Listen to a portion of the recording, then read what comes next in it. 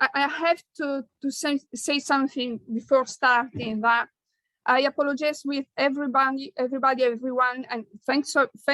First of all, thank you for letting me, giving us a little space in this session. And I've prepared this presentation in an emergency, in fact, in the last 2 hours, because I am, in fact, in emergency. Now, what I want to just to share with you are some numbers and some facts about an event. I guess you're aware about what happened in Sardinia last July. Let's say starting from the 22nd, 23rd of July, going on up to actually the first 10 days of August. But has been going on a forest fire, forest and interface. It's called interface when it's, affecting or involving even cities, towns, and, the part of the anthropic areas. That has been, we don't have yet the numbers and the real numbers, but we can already say that is probably the worst forest fire disaster that happened in Sardinia since we know we have memory, which is not a bad thing to say, or to say as a presentation of this this event. Basically, what happened is that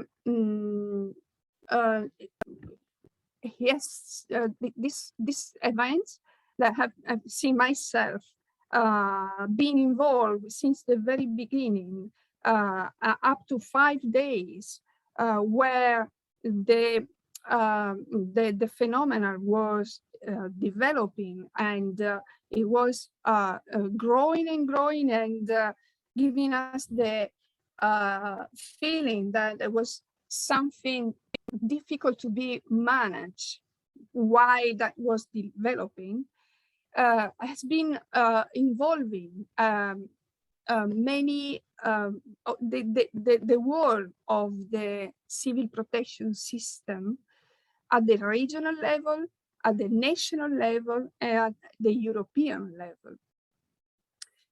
And simply, there was a very, let me say, simple simple, not very complicated or difficult to be solved meteorological scenario at the moment. Let's say the 22nd of July, the situation was this.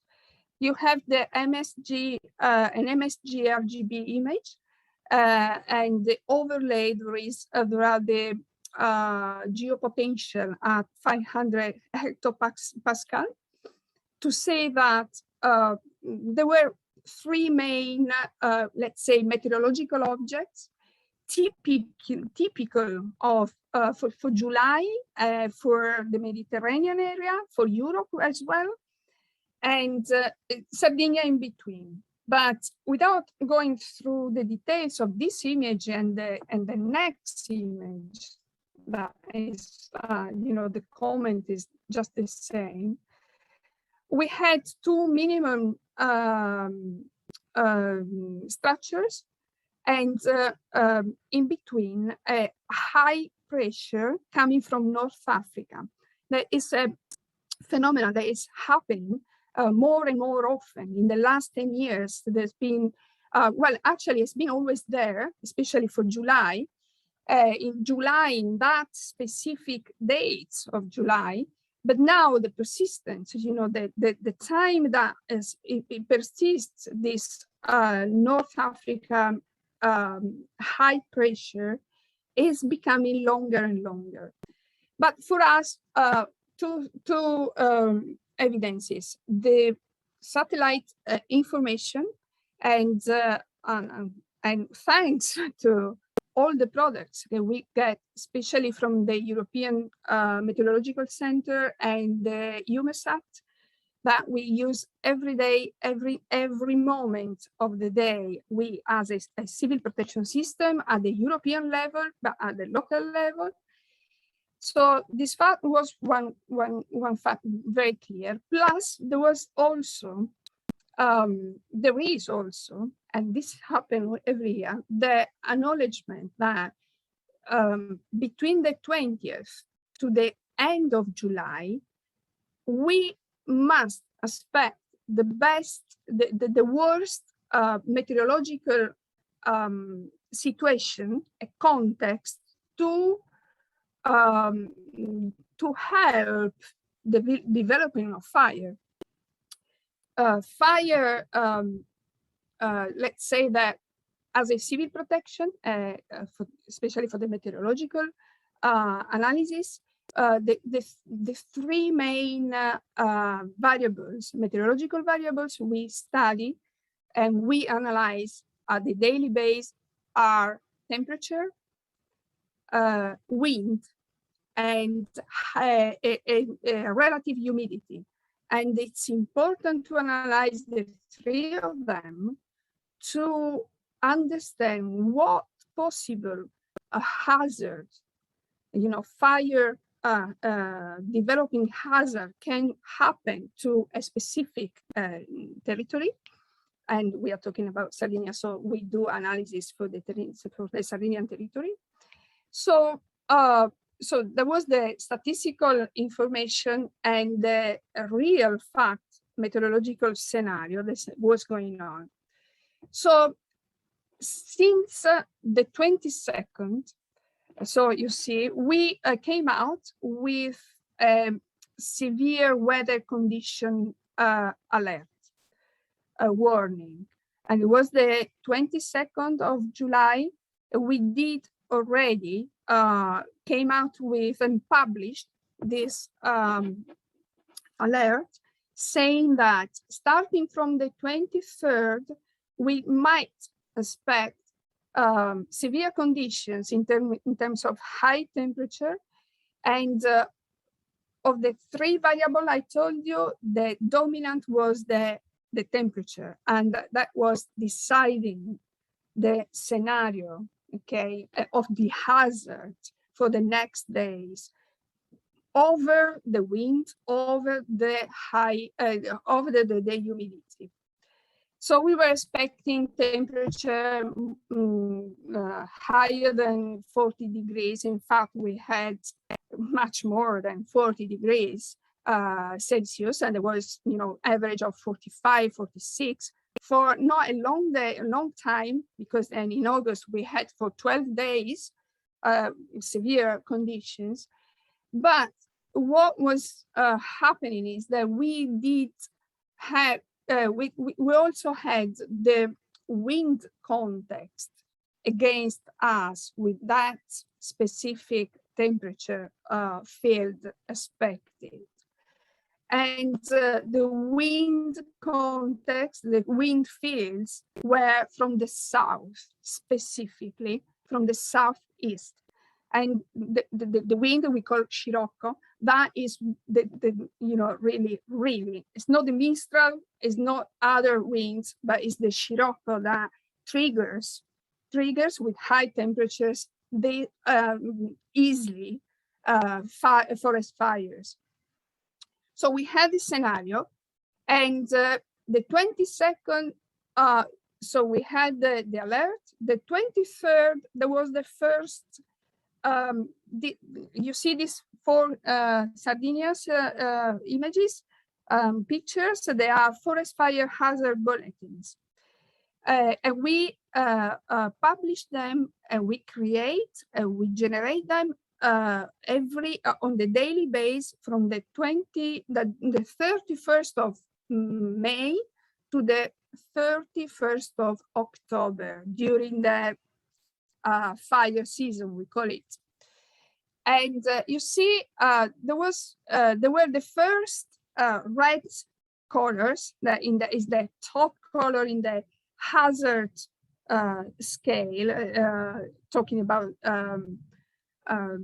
criticism, and the areas where more or less let's say, affected by this big wind of a high temperature and scirocco, the western part of Sardinia, specifically that area. So, you know, the Sardinia, we divided by 26, let's say, monitoring areas that have more or less homogeneous situations from the climatic point of view. 5 more minutes, please. Sorry? 2 minutes only. Five. 5 minutes. It's not that bad. No, it's not that bad. sorry. And so the 23rd, the publication for the 24th was the first image. And you see, the 21st to the 25th, we had an evolution of, you know, getting worse of the situation, of the condition, of the prevision. So the forecast was giving worse conditions. And then the 25th, the 26th, we had sort of, you see, the colors are going from red, orange to yellow. It means that in a way the hazard was decreasing. However, the 25th of July, we did extend the severe weather condition by another day, another 24 hours, because the weather analysis, so the meteorological synoptic was giving us specific or more precise information about what was the climatic evolution. But in the meantime, the fire started. The 22nd, the Sardinia was more or less this, you see in the image, was the situation of municipalities involved in fires. And you see that this image is here just to demonstrate that the civil protection system was already under stress, was, you know, working since June, but then July has been quite, you know, complex. And so the system was already on the field totally and under stress. Then the 23rd, we had the fire starting in this part of the area that I will show you as a final, you know, a region involved. And we had only the regional system involved, with only 4 regional fleet helicopters, plus all the forestry and the voluntary organization and the fight fires all involved. And the scirocco started, the wind from southeast. The day after, and then from there, from let's say from the 24th up to the 27, 28, we never stop being in that room there, you see. And you have all the civil protection actors around a fantastic, you see, very old map, you know, that we use when we're in primary schools, 3D map,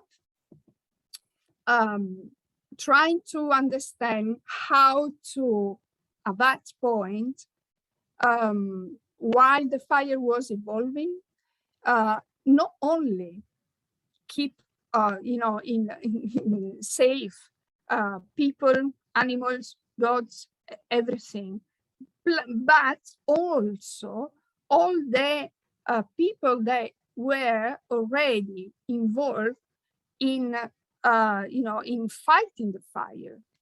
And at the end, we had 7,500 people involved in those days to try to, you know, to fight and to stop the evolution of the fire and the flames.